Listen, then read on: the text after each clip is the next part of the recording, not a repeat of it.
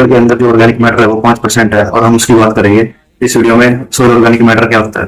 जो हमारी मिट्टी है वो 4 तत्वों से मिलकर बनी है: mineral, soil organic matter, air और वाटर। एयर और वाटर है मिट्टी के अंदर वो 25% होते हैं, जो मिनरल है वो 45% होते हैं, और जो ऑर्गेनिक मैटर है वो 5% होता है।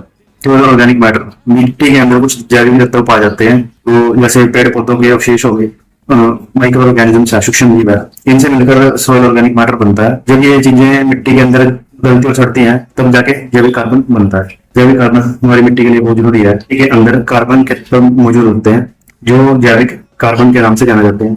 ये मिट्टी में जान डालने का काम करते हैं।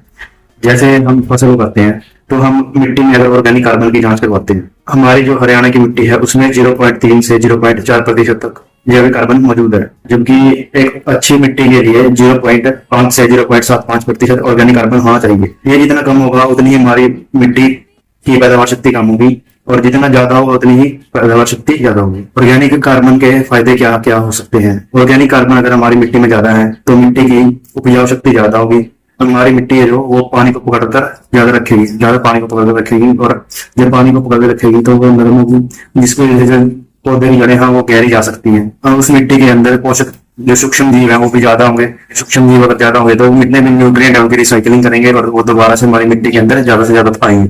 जितनी ज्यादा ऑर्गेनिक कार्बन होगा उतने सूक्ष्म जीवाणु बढ़ेंगे, और जितने सूक्ष्म जीवाणु बढ़ेंगे उतने ही हमारी मिट्टी के अंदर पोषक तत्व ज्यादा आएंगे और वो आराम से पौधे ले सकते हैं। अगर ऑर्गेनिक कार्बन नहीं होगा तो उसके क्या नुकसान हो सकते हैं?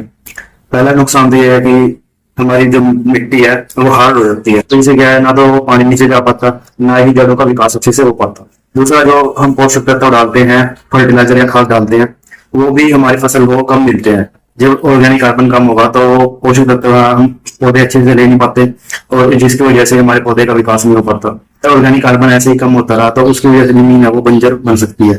जैसे जहाँ पे घास फूस होती है या जो जंगल का एरिया है या जो घास के मैदान है, वहाँ पे ऑर्गेनिक कार्बन ज्यादा पाया जाता है। वहाँ की मिट्टी में ऑर्गेनिक कार्बन ज्यादा होगा, जिसकी वजह से वो उपजाऊ ज्यादा होती है।